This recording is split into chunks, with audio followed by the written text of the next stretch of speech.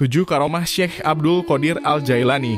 Syekh Abdul Qadir Al-Jailani merupakan wali besar yang lahir di Jailan pada 1 Ramadan 470 Hijriah yang bertepatan tahun 1077 Masehi. Sebagai waliullah, Syekh Abdul Qadir Al-Jailani memiliki banyak karomah.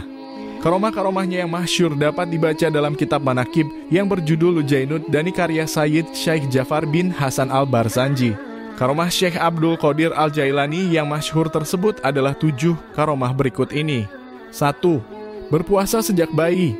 Saat masih bayi, Syekh Abdul Qadir Al-Jailani tidak pernah minum air susu ibunya ketika memasuki bulan Ramadan.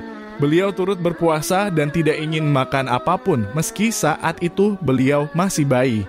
2. Ditantang oleh 100 ulama. Syekh Abdul Qadir Al-Jailani pernah didatangi oleh 100 ulama untuk coba menandingi keilmuan beliau.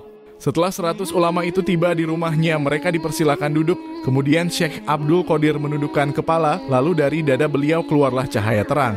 Cahaya tersebut kemudian menyelimuti hati para ulama tadi, hingga para ulama merasa kagum dan mengurungkan sejumlah pertanyaan yang sudah disiapkan karena semuanya sudah terjawab.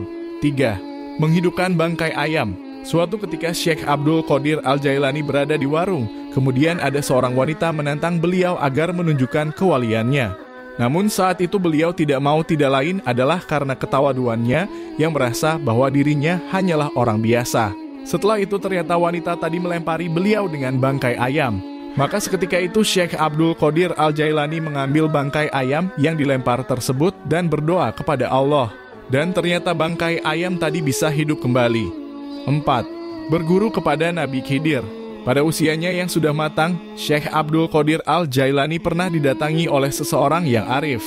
Tapi beliau tahu bahwa orang tersebut adalah Nabi Khidir.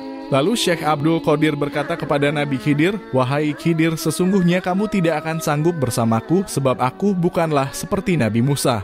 Tetapi karena pernyataan itu, maka Nabi Khidir pun menerimanya menjadi murid.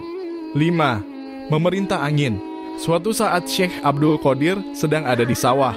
Beliau melihat seorang nenek yang menangis karena padinya dimakan oleh burung-burung. Kemudian Syekh Abdul Qadir memerintahkan angin. Beliau berkata, "Wahai angin, turunkan semua burung-burung itu, penggalah kepalanya." Maka burung-burung itu jatuh dan satu persatu padi itu dikeluarkan dari perut si burung dan dikembalikanlah padi itu kepada si nenek. Kemudian Syekh Abdul Qadir kembali berdoa kepada Allah agar burung-burung tadi bisa hidup lagi. Walhasil burung-burung itu kembali terbang. 6. Jin ketakutan pada Syekh Abdul Qadir. Suatu saat ada seseorang yang kesurupan, kemudian dibawa kepada Syekh Abdul Qadir. Sebelum tiba di rumah beliau, ternyata orang tadi sudah sembuh karena jin yang merasuki takut saat mendengar nama Syekh Abdul Qadir Al-Jailani. 7. Berjalan di udara. Dikisahkan oleh Imam Al-Khattab bahwa Syekh Abdul Qadir Al-Jailani pernah memberikan ceramah agama.